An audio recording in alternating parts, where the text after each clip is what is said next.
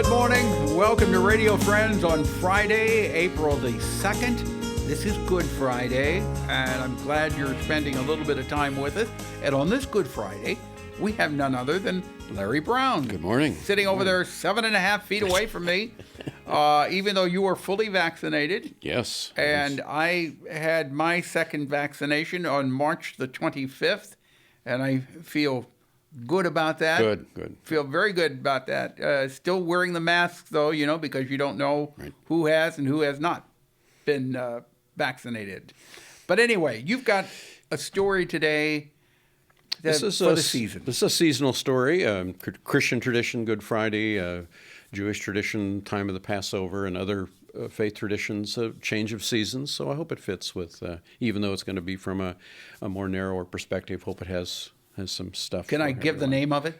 You may. It's Jubilee. Jubilee. All right, so here is Larry Brown with a story called Jubilee. The year was 2000, and Junior Bennett stumbled up into the church building. Well, he stumbled for two reasons. One was his knees hurt for all those years of working on the warehouse floor, and secondly, because he really didn't want to go in there. He did not want to participate in Holy Week services. But Marge said, "Junior, you're going." And she said, this year, as traditionally, the kids are coming over for Easter, and they're going to be there. But as they were leaving the church, she said, "Oh, I forgot to tell you, a package had come yesterday, and so when we get home, we need to look at that." But, of course, they got home and forgot. And then it wasn't until supper time, and she goes, "Oh, the package." So Junior went out to the porch and retrieved it, brought it back in. It was from the Peoria Manufacturing Company and addressed to both of them. And Junior says, "What's this?" And as he opened it, he pulled out a small, enameled, Asian-looking box. And Marge says, "It's my box." Junior says, "No, it's mine." "No, it's my box," she said. "No, it's mine." He said, "I just bought a power tool from that company, and I advised them on some changes, and it's a thank you to me." And she says, "No, it's not. It's my box. I'll prove it." And she opened up the box and pulled out from behind the felt inside a little note and unfolded it and read, "To Marge, with love, from Fred." And Junior says, "Well, who's Fred?" She said, "Well, sit down. This is a long story." And they sat down, and she explained, said, in the flood of 1950, when a lot of us had to leave our homes and so on, well, my boyfriend at that time was Fred Metzger, and he had given me for Christmas in 1949 this little box.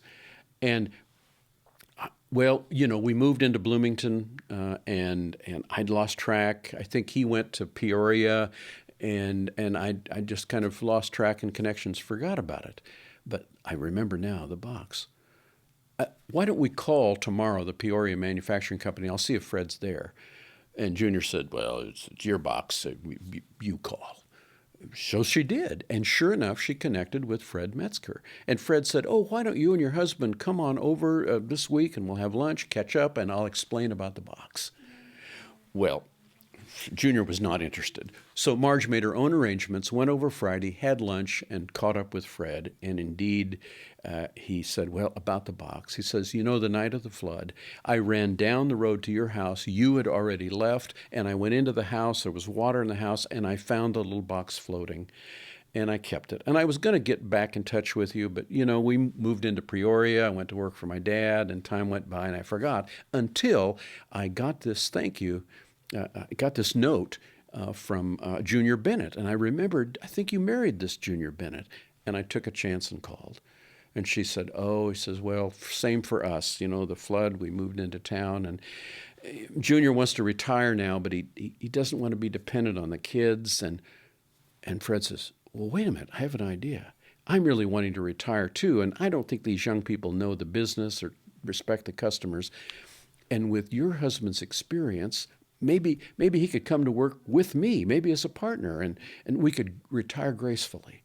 Well, when Marge got back home and explained the proposal to Fred, he said, "Well," he says, "while you were gone today and I was at work, I did some reflecting, and there's some things that I haven't told you."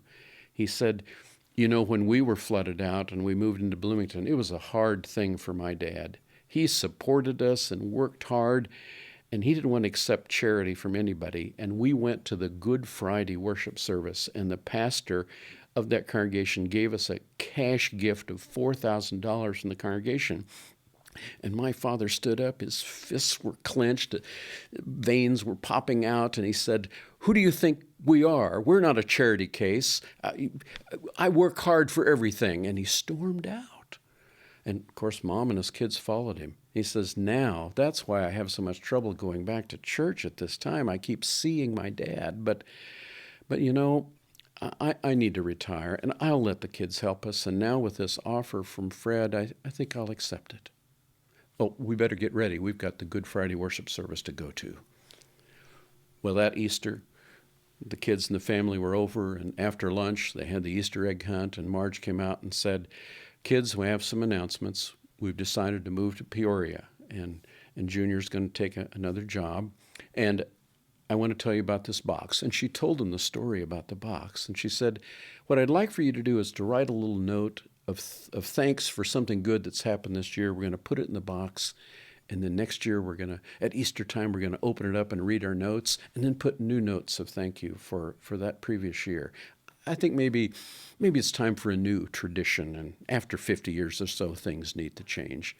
And I think I'll call it the Jubilee box. Nice, Larry. That's very nice.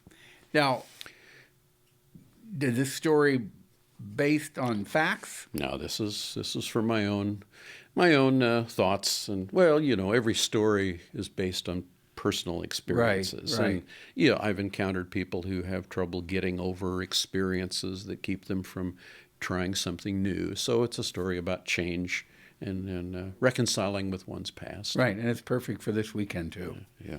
Right. I appreciate that so much. I always appreciate your stories that you have. So many of them do come from personal experiences too. Well, do you have anything now that we're starting to see light at the end of the tunnel? Will you be going back into public appearances I again? certainly hope so. I've been very reluctant to do things online, and I get invitations and have done some, but I'm really ready now to be back with groups and person to person. So we'll see what the summer brings. Yeah, we will see. So if people want more information, if they want to contact you, it's brownstory@hotmail.com. That's it. The best way to contact you. Have story, will tell. I like that. What was that? That was Paladin. That was an old television show. But thank you so much. I hope you have a very blessed Easter Sunday and weekend. You as well. And yes. And we'll see you all Monday on Radio Friends. Something you'd like to hear and see, drop me an email, pepperp@missouri.edu. Bye-bye.